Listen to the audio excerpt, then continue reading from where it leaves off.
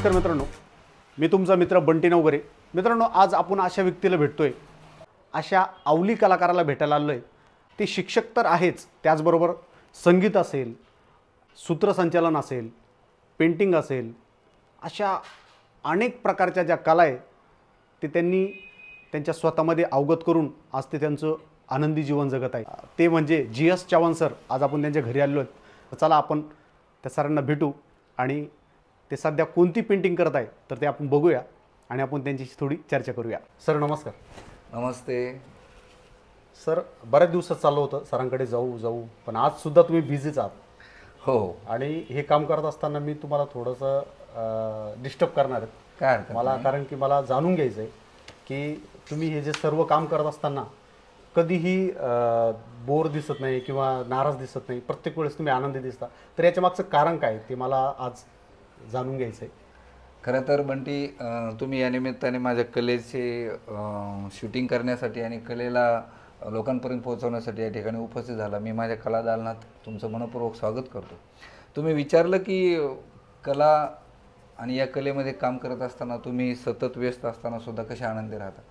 मुळात देवाने कलाच बनवताना माणसाला आनंदी ठेवण्यासाठी बनवली असं माझं स्पष्ट मत आहे। देव ज्यावेळेस माणूस बनवतो तेव्हा त्या माणसाभोवती त्याचं कुटुंब चालवताना, समाजात वावरताना, त्याचे कर्तव्य पार पाडत असताना अनेक व्याधींना, अनेक अडचणींना आणि अनेक संकटांना माणसाला तोंड द्यावं लागतं। आणि हे करत असताना आपण प्रत्येकजण फ्रस्ट्रेशनमध्ये असतो, चिंतेमध्ये असतो आणि या सगळ्या गोष्टीपासून कुठेतरी आपल्याला बाजूला वाहता यावं आणि आपल्याला आनंदी क्षण उपभोगता यावे।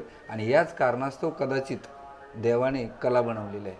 आणि कला ही अशी गोष्ट आहे की ती प्रत्येकाच्या आतमध्ये असते, फक्त काहींना एक्सपोजर मिळतं आणि काहींना मिळत नाही। किंबहुना मी असे म्हणेल की कधी कधी परिस्थितीनुसारही तुम्हाला ती कला आपोआप बाहेर येते आणि ती तुम्हाला जीवनाचा एक वेगळा मार्ग दाखवते। आणि माझ्या बाबतीत अगदी तसंच झालं आहे। चला तर त्या निमित्ताने आज तुम्ही आलेले आहात। मी आज विठुरायाचं पेंटिंग करतो आहे आणि हे पेंटिंग करण्यामागचं कारण असं आहे की मी दरवर्षी आषाढी एकादशीच्या या काळामध्ये आपला संपूर्ण जो महाराष्ट्र आहे, संपूर्ण मराठी जन आहे, हे सगळे त्या विठुरायाच्या चरणी लीन होण्यासाठी जात असतात।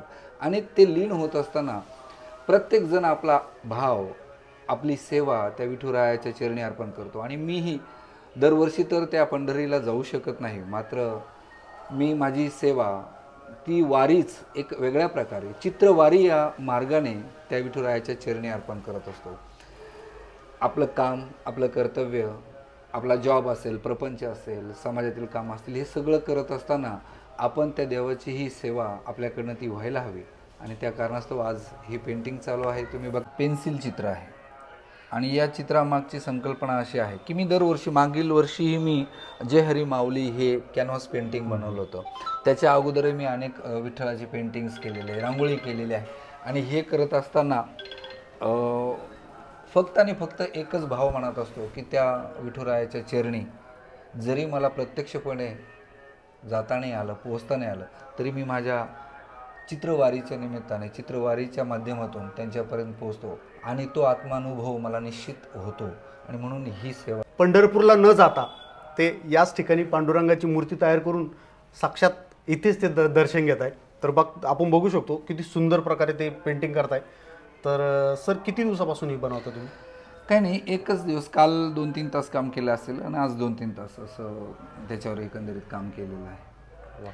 आणि जेव्हा जेव्हा मी कुठल्याही प्रकारचं देवांचं म्हणा, संतांचं म्हणा किंवा असल्या तत्सम प्रकारचे पेंटिंग्स बनवतो, तेव्हा त्याच्यासाठी मला खास एफर्ट्स घ्यावे लागत नाही, कारण ते करून घेण्याचं कामही तेच करत असतात। माऊली करून घेतात कुठलीही गोष्ट। आता मी मोठ्या मोठ्या रांगोळ्याही जेव्हा बनवतो, मी नवरात्रोत्सवामध्ये मागच्या वर्षी आमच्या कोळपेवाडीच्या ग्रामदैवताच्या समोर 9 दिवस 9 रांगोळ्या सादर केल्या होत्या। त्यामध्ये नवदुर्गांच्या रांगोळ्या, प्रचंड मोठ्या प्रमाणात रांगोळी सादर केली। ते करत असताना रांगोळी सुरू होण्यापर्यंतच फक्त माझा रोल असायचा, पण एकदा रांगोळी सुरू झाली किंवा कुठलंही पेंटिंग सुरू झालं की ते पूर्ण नेण्याचं काम ते ईश्वर, तो भगवान करत असतो, असं माझं ठाम मत आहे।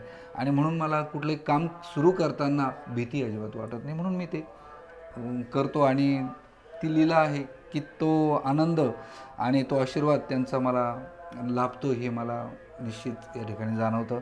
आणि खरं तर आज या निमित्ताने मला माझे मनोगत आणि या चित्रांप्रतीचे माझे भावना व्यक्त करण्याची तुम्ही संधी दिली त्याबद्दल मी तुमचेसुद्धा मनापासून आभार व्यक्त करतो. धन्यवाद सर. आपण सरांचा वेळ घेतला आहे, पण मला सुद्धा असं वाटतं की मी साक्षात पंढरपूरला आलो की काय, कारण की ते जे चित्र आहे ते साक्षात असं वाटतं की आमच्याशी बोलतंय. तुम्ही बघू शकता, खूप सुंदर असं ते चित्रण केलेलं आहे सरांनी. तर चला आपण पुढचे जे त्यांचे जे पेंटिंग केलेले जे चित्र आहेत तर मी तुम्हाला दाखवतो.